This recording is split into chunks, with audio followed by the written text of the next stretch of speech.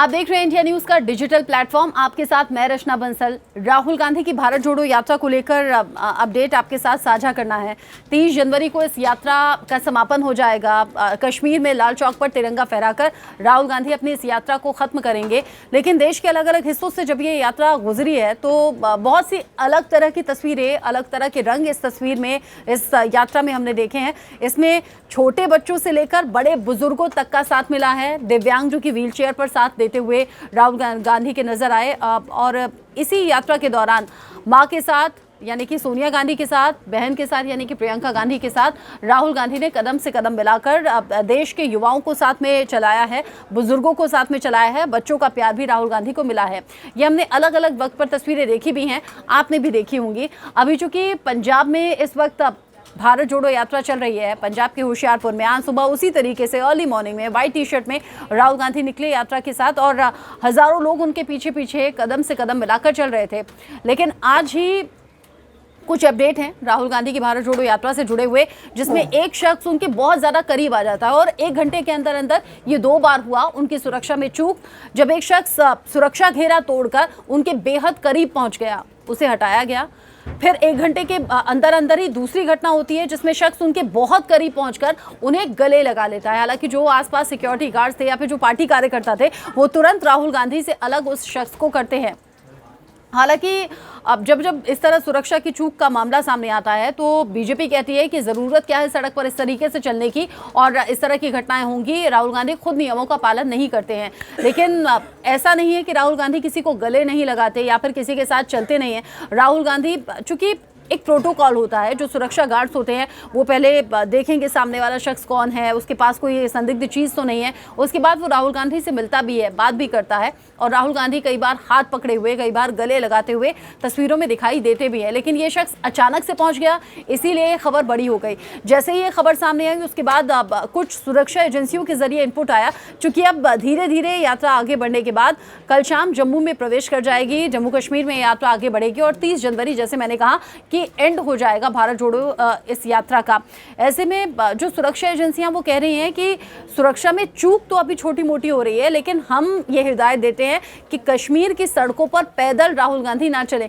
कुछ इलाकों को चिन्हित किया गया है जहां से खबर यह है कि उनकी जान को खतरा हो सकता है, इसीलिए पैदल यात्रा करने से उन्हें बचना है और अपनी सुरक्षा के घेरे में ही चलना है।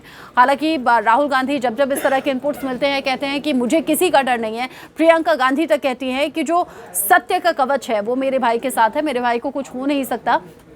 अब कश्मीर में पैदल चलते हैं या फिर कोई और तरीका अपनाते हैं अपनी यात्रा को आगे बढ़ाने के लिए, ये देखने वाली बात होगी। लेकिन पंजाब में आज जिस वक्त सुबह सुबह ये यात्रा निकाली जा रही थी, कुछ युवाओं ने अपना प्यार जाहिर करने के लिए कुछ इस अंदाज में राहुल गांधी को, ये देखिए हाथ में प्ले कार्ड्स लिए हुए हैं जिनमें लिखा हुआ है वी लव राहुल।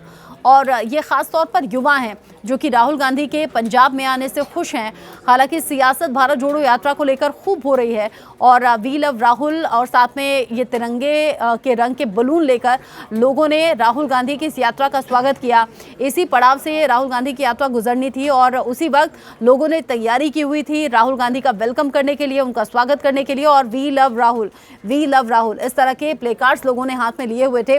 पंजाब से भी भरपूर सहयोग मिल रहा है, लेकिन जो सबसे ज़्यादा भीड़ थी वो हरियाणा में मिली थी और इसका जिक्र राहुल गांधी ने अपनी बात में किया भी था कि हरियाणा के लोगों ने दिखा दिया कि ये प्रदेश कितना खास है और कैसे लोगों का प्यार और विश्वास यहाँ से मिला है।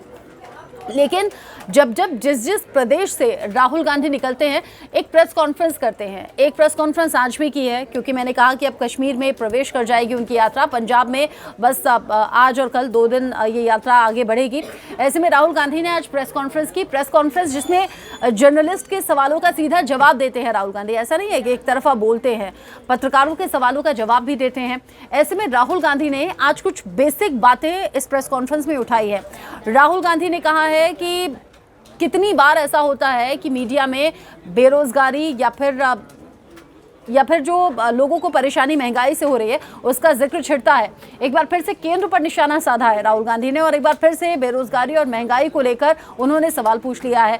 जब उनसे पूछा गया कि आप भारत जोड़ो यात्रा क्यों निकाल रहे हैं तो उन्होंने कहा कि मैं नफरत खत्म करना चाहता हूं, मैं नफरत के खिलाफ ये यात्रा निकाल रहा हूं, मैं नफरत के बाजार में मोहब्बत की दुकान खोलने की कोशिश कर रहा हूं। ये एक उनका अलग अंदाज है जो बड़ा फेमस हुआ था और ये बातें फिर कई पार्टी कार्यकर्ताओं के मुंह से दोहराई हुई नजर भी आई थी। कह रहे हैं कि नफरत खत्म करना है, बेरोजगारी दूर करनी है, महंगाई से लोगों को निजात दिलानी है और ये तभी होगा जब बीजेपी सत्ता से बेदखल होगी। ऐसा वो अलग अलग मंच पर कहते हुए नजर आते हैं। एक बार फिर से केंद्र सरकार को निशाने पर लिया, क्या कुछ कहा उन्होंने, किस अंदाज में कहा, सुन लीजिए आप। 24 घंटा नरेंद्र मोदी जी का चेहरा आपको टीवी पे मिलेगा। कभी आपने सुना मीडिया में, कभी आपने बेरोजगार शब्द सुना है? कभी सुना आपने कि देश में बेरोजगारी है? मीडिया ने कभी महंगाई की बात करी है? कभी नहीं। यह हिंदुस्तान की सच्चाई है। पार्लियामेंट में हम मुद्दा उठाने की कोशिश करते हैं, माइक ऑफ कर देते, कहते पार्लियामेंट में नहीं बोल सकते, अग्निवीर योजना पे नहीं बोल सकते, चाइना हिंदुस्तान के अंदर आ गया उसके बारे में नहीं बोल सकते, जीएसटी के बारे में नहीं बोल सकते, नोटबंदी के बारे में नहीं बोल सकते। इसलिए हमें रास्ता सड़क का अपनाना पड़ा। इसलिए हम कन्याकुमारी से कश्मीर चले और बहुत जबरदस्त रिस्पांस मिला, बहुत सीखने को मिला। मैं आपको बता रहा हूं, आप किसी भी यात्री से पूछो, जो हमने पिछले 3-4 महीनों में सीखा जिंदगी भर में नहीं सीखा था पहले। जो आपने हमें समझाया, हिंदुस्तान के किसान ने, मजदूर ने, युवाओं ने जो हमें सिखाया, 3 महीने में, 4 महीने में जो आपने सिखाया, पहले हमने नहीं, सालों में नहीं सीखा। तो मैं आपका दिल से धन्यवाद करना चाहता हूं।